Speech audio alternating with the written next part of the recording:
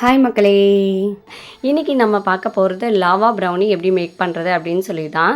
So video வந்து skip பண்ணாமல் end வரைக்கும் பாருங்கள். நிறைய டிப்ஸ் வந்து கொடுத்துருப்பேன். நீங்கள் ஸ்கிப் பண்ணிட்டீங்க அப்படின்னா அந்த விஷயம்லாம் உங்களுக்கு தெரியாமல் போயிடும்.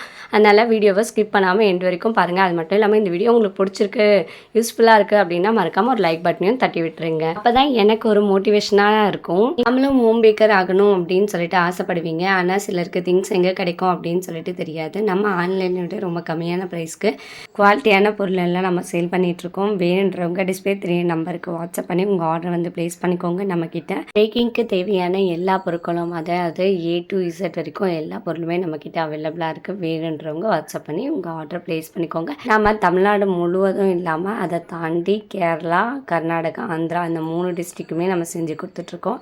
வேணுன்றவங்க டிஸ்பிளே 3 நம்பருக்கு வாட்ஸ்அப் பண்ணி உங்கள் ஆர்டர் ப்ளேஸ் பண்ணிக்கோங்க. இன்றைக்கி சாக்கோ லாவா ப்ரௌனி செய்கிறது எப்படின்னு பார்த்துடலாமா? இந்த ப்ரௌனி மேக் பண்ணுறதுக்கான மெஷர்மெண்ட், அதாவது வெயிட் மிஷினில் மெஷர்மெண்ட்டும் கப்பில் எவ்வளோ மெஷர்மெண்ட்டு அப்படின்னு சொல்லிட்டு ரெண்டுத்தையுமே நான் ஷேர் பண்ண போகிறேன். வேணுன்றவங்க யூஸ் பண்ணிக்கோங்க. ஸோ ஃபஸ்ட் எடுத்தோடனே நம்ம எந்த இது பாத்திரத்தில் வந்து டார்க் காம்பவுண்டை வந்து உருக்க போகிறோமோ அதை வச்சு நீங்கள் டேர் பண்ணிவிட்டு, அதுக்கப்புறம் உங்களுக்கு டார்க் காம்பவுண்ட் சாக்லேட் அதை எடுத்துக்கோங்க. அது வந்து பார்த்திங்கன்னா 400 கிராம்ஸ் இருக்கணும். நமக்கு நம்ம டார்க் காம்பவுண்ட் எடுக்கிறது மட்டும் கப் மெஷர்மெண்ட் இருக்காது. எப்படியே நம்ம வந்து வெயிட்டில் தான் வந்து போடணும். நான் வந்து 402 கிராம் வந்து எடுத்திருக்கேன். ஸோ 1-2 கிராம்ஸ் வந்து கூட குறைய இருந்தால் அது வந்து டேஸ்ட்டில் வந்து என்ன ஒரு டிஃப்ரெண்ட்டும் தெரியாது. நெக்ஸ்ட் வந்து பட்டர் வந்து பார்த்திங்கன்னா நான் 200 கிராம்ஸ் வந்து எடுத்திருக்கேன். ஸோ அமுல் பட்டர் தான் நான் வந்து யூஸ் பண்ணியிருக்கேன்.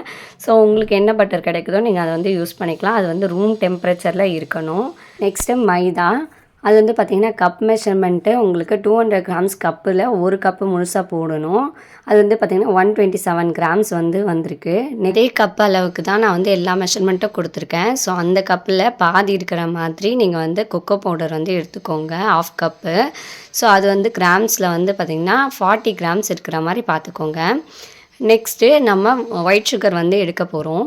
நீங்கள் கப்பில் எடுக்கிறீங்க அப்படின்னா 1 கப் முழுசாக நம்ம வந்து ஒயிட் சுகர் போட்டுக்கணும்.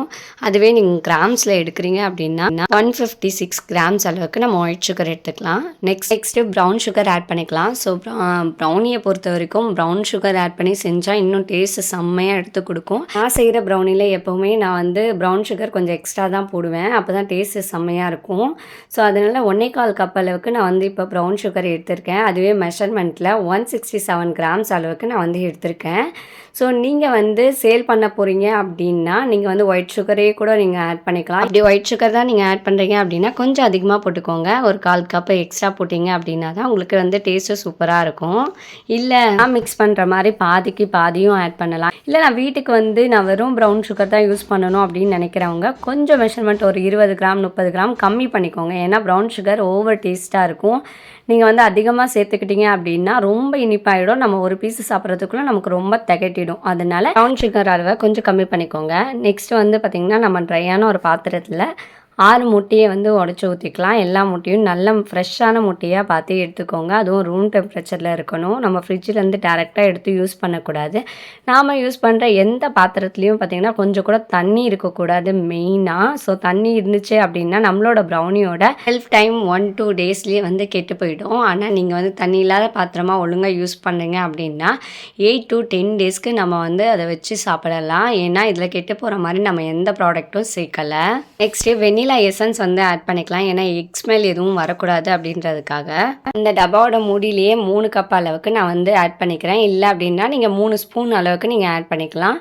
நெக்ஸ்ட்டு சால்ட் வந்து பார்த்திங்கன்னா ஒரு 1/4 கப் அளவுக்கு, அதாவது கொஞ்சமாக நான் வந்து ஆட் பண்ணிக்கிறேன். இதுதான் நம்மளோட ப்ரௌனியோட டேஸ்ட் வந்து பார்த்திங்கன்னா சூப்பராக இருக்கும். இப்போ நம்ம ப்ரௌனி பேட்டர் வந்து ரெடி பண்ணுறதுக்கு முன்னாடி நம்ம வந்து ஏற்கனவே கட் பண்ணி வச்சுருக்க டார்க் காம்பவுண்டையும் அதுக்கப்புறம் பட்டரையும் வந்து ஓவனில் வச்சு ஒரு 10 மினிட்ஸ் வச்சு எடுத்தோம் அப்படின்னா அது உருகி கிடச்சிரும். ஸோ அந்த பிட்வீனில் நம்ம இந்த மிக்சர் வந்து அதாவது பேட்டரையும் வந்து நம்ம ரெடி பண்ணிடலாம். ஒரு சிஸ்டர் வந்து கமெண்ட் பண்ணியிருந்தாங்க, ஸோ நீங்கள் வேறு மாதிரி மிக்ஸ் பண்ணுறீங்க, மற்றவங்களாம் வேறு மாதிரி மிக்ஸ் பண்ணுறாங்களே, இந்த மாதிரி மிக்ஸ் பண்ணாலும் நமக்கு ஒரே மாதிரி கிடைக்குமா அப்படின்ற மாதிரி கமெண்ட் பண்ணியிருந்தாங்க.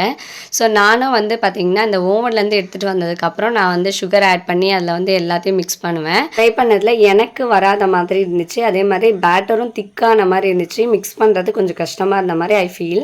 ஸோ அதனால வந்து நான் பண்ணுற மெத்தடே வந்து ரொம்ப ஈஸியாக இருக்கிற மாதிரி இருந்துச்சு. அதையே உங்களுக்கும் சொல்லிக் கொடுப்போம் அப்படின்றதுனால தான் நான் பண்ணுற மெத்தடையே உங்களுக்கும் ஷேர் பண்ணுறேன். பண்ணுறேன். இதுலேயும் சிலர் வந்து நீங்கள் கமெண்ட் பண்ணுறீங்க என்னோடய பேட்டர் ரொம்ப திக்காக இருக்குது அப்படின்னு சொல்லிட்டு. அது வந்து நீங்கள் நடுவில் விட்டுட்டு போகிறீங்க அப்படின்னா கண்டிப்பாக வந்து பேட்டர் வந்து திக்காகும்.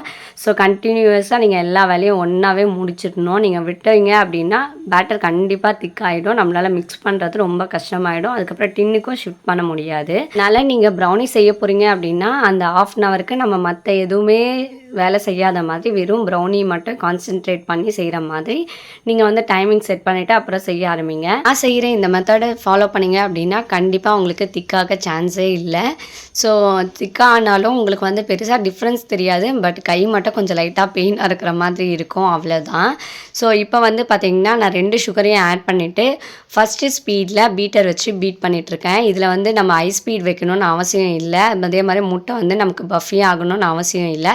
வெறும் சுகர் மட்டும் மெல்ட் ஆனால் போதும். நீங்கள் விஸ்க் வச்சுருக்கீங்கனாலும் விஸ்க்லேயும் நம்ம வந்து நல்லா சுகர் மெல்ட் ஆகிற அளவுக்கு அடித்தா போதும். கை கொஞ்சம் ப்ரெஷராக இருக்குமே, நான் 6 முட்டை சேர்த்துருக்கேன் அப்படிங்கிறதுனால நான் வந்து பீட்டர் வந்து யூஸ் பண்ணிக்கிறேன்.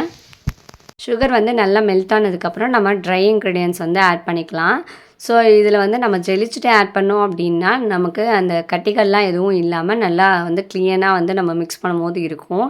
இல்லை அப்படின்னா கொஞ்சம் எஃபர்ட் போட்டு நல்லா மிக்ஸ் பண்ணுற மாதிரி இருக்கும். இதில் நோட் பண்ண வேண்டியது என்னென்னா நம்ம ட்ரை இன்க்ரீடியன்ட்ஸ் சேர்த்ததுமே நல்லா ஒரு மிக்ஸ் பண்ணிடணும். சரி விட்டுட்டு அந்த ஒரு வேலை இருக்குது அதை முடிச்சுட்டு வந்து இதை வந்து மிக்ஸ் பண்ணிக்கலாம், அது வரைக்கும் ஊறட்டும் அப்படின்ற மாதிரி நீங்கள் விட்டுட்டு போனீங்க அப்படின்னா இதில் வந்து பபிள்ஸ் மாதிரி க்ரியேட் ஆகிடும். ஸோ அது வந்து பார்த்திங்கன்னா உள்ளே ஃபுல்லாக மாவாக இருக்கும், வெளியே வந்து விட் இன்க்ரீடியன்ட்ஸ் இருக்கும், நமக்கு அவ்வளோவா தெரியாது.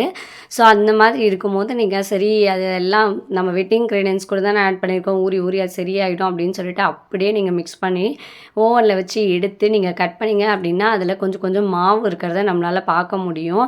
ஸோ அந்த மாதிரி மிஸ்டேக்ஸ்லாம் பண்ணிடாதீங்க. இந்த மாதிரி ஒரு சிஸ்டர் வந்து எனக்கு ஃபோட்டோ எடுத்து எனக்கு அனுப்பிச்சிருந்தாங்க, எதனால் இது மாதிரி ஆயிருக்கு அப்படின்னு சொல்லிட்டு. அதனால தான் இதை மெயினாக நான் அவங்க கூட ஷேர் பண்ணுறேன். ஸோ வெட் இன்க்ரீடியன்ஸும் ட்ரை இன்க்ரீடியன்ஸும் சேர்க்கும் போது கவனமாக ஆட் பண்ணுங்கள். நல்லா வந்து மிக்ஸ் பண்ணிக்கோங்க. எந்த ஒரு பபிள்ஸும் இல்லாமல் கிளியராக வந்து மிக்ஸ் பண்ணிக்கிட்டீங்க அப்படின்னா கண்டிப்பாக அதில் வந்து ஃபெயிலியர் ஆகிறதுக்கு சான்ஸே இல்லை. ஸோ சூப்பராக கிடைக்கும் உங்களோட ப்ரௌனி. நாம் வந்து முழுக்க பட்டர் மட்டும்தான் யூஸ் பண்ணுறோம். டேஸ்ட் வந்து சூப்பராக இருக்கும். ஸோ எங்ககிட்ட நீங்கள் வாங்கி சாப்பிட்ணுன்னு நினைக்கிறீங்கன்னா கீழே தெரிகிற நம்பருக்கு வாட்ஸ்அப் பண்ணி உங்கள் ஆர்டரை வந்து ப்ளேஸ் பண்ணிக்கோங்க. நம்ம தமிழ்நாடு ஃபுல்லாக ஃப்ரீ ஷிப்பிங்கோட பண்ணி கொடுக்குறோம். அது மட்டும் இல்லாமல் சென்னை சரௌண்டிங்கில் நம்ம கேக்கு கூட செஞ்சு கொடுக்குறோம். ஃப்ரெஷ் க்ரீம் கேக்கும் இப்போ வந்து நம்ம ஆர்டர்ஸ் எடுத்துகிட்ருக்கோம். இது வந்து பார்த்திங்கன்னா நான் ஆல்கஹால் ப்ளம் கேக் தான். ஸோ உங்களுக்கு வேணும், ரீசேல் பண்ண போகிறீங்க, எதுவாக இருந்தாலும் கீழே தெரிகிற நம்பருக்கு காண்டாக்ட் பண்ணி உங்கள் ஆர்டரை வந்து ப்ளேஸ் பண்ணிக்கோங்க. நல்லா மிக்ஸ் பண்ணியாச்சு. அதை ஓரமாக வச்சுட்டு நமக்கு 10 மினிட்ஸ் முடிஞ்சதுனால நம்ம போய் ஓவனை திறந்து பார்த்தோன்னா நம்மளோட மெல்ட்டிங் ஆன சாக்லேட்டும் பட்டரும் வந்து கிடச்சிரும். அதை வந்து நல்லா வந்து அப்பயே வந்து நல்லா மிக்ஸ் பண்ணிடணும். ஏன்னா லைட்டாக ஹீட்டாக இருக்கும்போது சாக்லேட் வந்து நல்லாவே மெல்ட் ஆகிடும். கொஞ்சம் ஆறினதுக்கப்புறம் நீங்கள் மிக்ஸ் பண்ணிங்க அப்படின்னா அங்கங்கே கட்டியாக இருக்கும். நீங்கள் அதையும் வந்து நீங்கள் பேட்டர் கூட மிக்ஸ் பண்ணி அப்படியே கொடுத்துடலாம் அப்படின்னு நினச்சிங்கன்னா அங்கங்கே திட்டாக இருக்கிற இடம்லாம் லைட்டாக கசக்கிற மாதிரி ஆகிடும். ஸோ அந்த தப்பை பண்ணிடாதீங்க. கொஞ்சம் ஹீட்னஸ் இருக்கும் போதே நல்லா வந்து நம்ம மிக்ஸ் பண்ணிடலாம். ஸோ இப்போ மிக்ஸ் பண்ணதுமே உங்களுக்கே தெரியுதுங்களா எவ்வளோ ஷைனிங்காக எவ்வளோ சூப்பராக இருக்குது மாய்ஸ்சராக அப்படின்னு சொல்லிட்டு. இப்போ நம்ம 2 பேட்டரையும் ஒன்றா வந்து மிக்ஸ் பண்ணிக்கலாம். ஸோ மிக்ஸ் பண்ணும்போது வந்து பார்த்திங்கன்னா இந்த அதாவது பட்டரும் டார்க் காம்பவுண்டும் நம்ம வந்து மெல்ட் பண்ணி எடுத்துகிட்டு வந்தது லைட்டாக வெதன்னு இருந்தால் ஓகே ஊற்றிக்கலாம். ரொம்ப ஹீட்டாகவும் நம்ம வந்து ஆட் பண்ணிடக்கூடாது. அதுக்கப்புறம் வந்து ரொம்ப வந்து சில்னஸாக இருக்கும் போது நீங்கள் ஆட் பண்ணிங்க அப்படின்னா அந்த சாக்லேட் எல்லாம் வந்து திரும்பி கட்டி போகிற மாதிரி ரொம்ப திக்னஸ் ஆன மாதிரி இருக்கும். அதனால் லைட் வெதன்லேயே நீங்கள் வந்து ஆட் பண்ணிங்க, உங்களுக்கு நல்ல ஒரு ஃப்ளோ கிடைக்கும், கொஞ்சம் ஈஸியாகவும் இருக்கும். ஸோ அதனால் லைட் வெதன்லேயே நம்ம வந்து ஆட் பண்ணியாச்சு. ஆட் பண்ணி ரெண்டுத்தையும் நல்லா வந்து மிக்ஸ் பண்ணிக்கலாம். நான் ஆல்ரெடி வந்து பார்த்திங்கன்னா டின்னில் பட்டர் ஷீட் போட்டு வச்சுருக்கேன். இந்த நான் பட்டர் ஷீட் இது.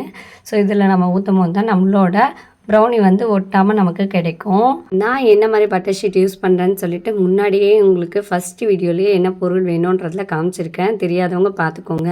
இந்த டின்னோட சைஸ் வந்து 13.5 x 10 ரெக்டாங்கிள் சைஸு.